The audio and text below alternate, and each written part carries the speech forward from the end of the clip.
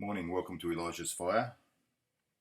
Today I want to continue my reflections on the meaning of biblical faith by looking at the New Testament story of Jesus and Peter walking on the water.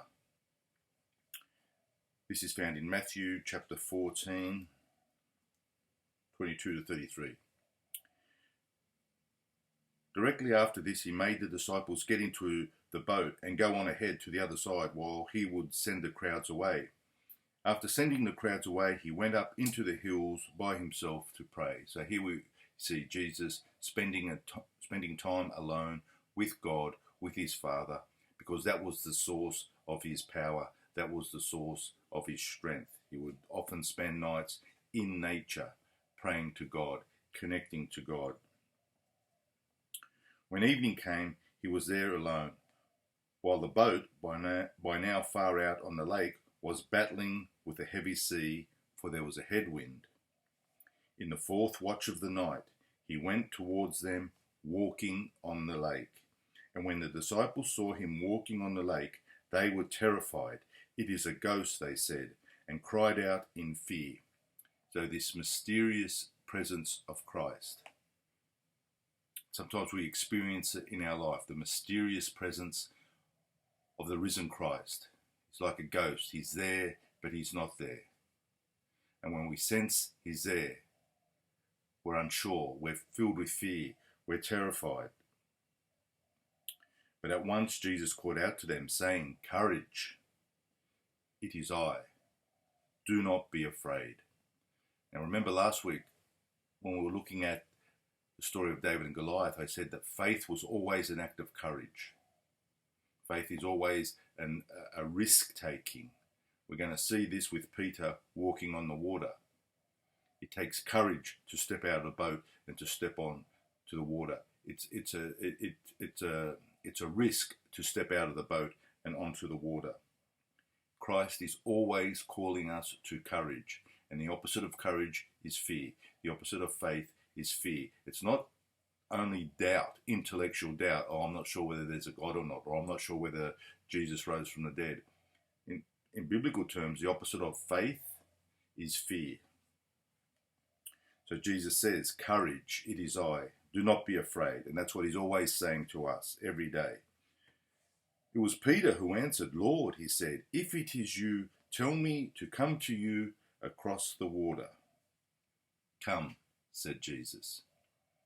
Jesus does not say to him, "Peter, think about it, you're a human being, you cannot walk on water." Jesus responds to our act of courage. Jesus responds to our faith. He says, "Come."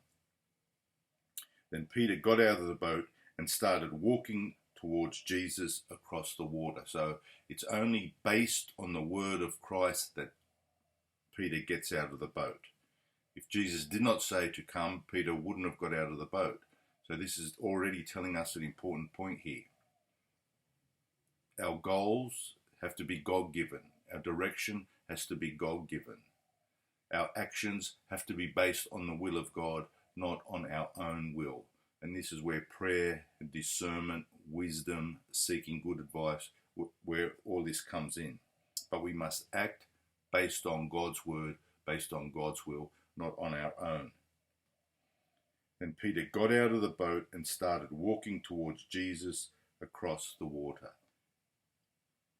He left his comfort zone. He took a risk. It was an act of courage. He got out of the boat. The apostles all believed in Jesus, but they did not get out of the boat. They stayed in their comfortable, warm surroundings. But as soon as he felt the force of the wind, he took fright and began to sink. "Lord, save me," he cried. And this is what we all do. We take the initial act of courage, but then we notice our circumstances, we notice our life situation, we notice the wind and the waves, and we start to think, "Well, geez, I'm a human being. I can't walk on water. Look at these waves. Look at this wind. I'm going to sink." We take our eyes off Jesus. We lose sight of his command. We lose sight of his word, and we begin to sink. We begin to drown. And we cry out to God in order for him to save us. Life is difficult. life is tough. It's more like a cage fight than a ping pong match. And it will drown you unless we keep our eyes on the goal, unless we keep our eyes on Christ. You see, if we keep our eyes on Christ, we can do the impossible. We can do what we think is impossible. We can do what other people think is impossible. And even what other people would consider crazy or madness. You can't walk on water. You're a man. Who the hell do you think you are trying to walk on water? We can do it if we keep our eyes on Christ, keep our hearts focused on His word, His command, His God-given goal and destiny for us. Jesus puts out His hand, and the only thing He says to Peter is, man of little faith, why did you doubt? And as they got into the boat, the wind dropped. And the other disciples are probably looking at Jesus looking at Peter thinking, oh, you fool, you're all wet, we're all here nice and warm. But Peter knew for that brief moment he walked on water. So he knew from experience that Christ was God, was the Son of God, was divine. So if you have this impossible situation in your life, which you think it's impossible for you to deal with, maybe it's a situation at work, maybe it's a situation at home,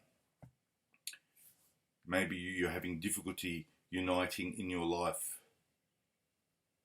your sinfulness and your brokenness with the love of God, uniting in your life your suffering with the idea of a loving God, uniting in your life your divinity and your humanity, uniting in your life the material and the spiritual world. God is the great reconciler. He wants you to unite all of these things within yourself and within your life. But we can only do it when we keep our eyes on Christ. It's so simple. The advice is so simple. Keep your eyes on Jesus, on Christ. He will do it in you. He will do it with you. He will do it through you. God bless you, and thank you for listening.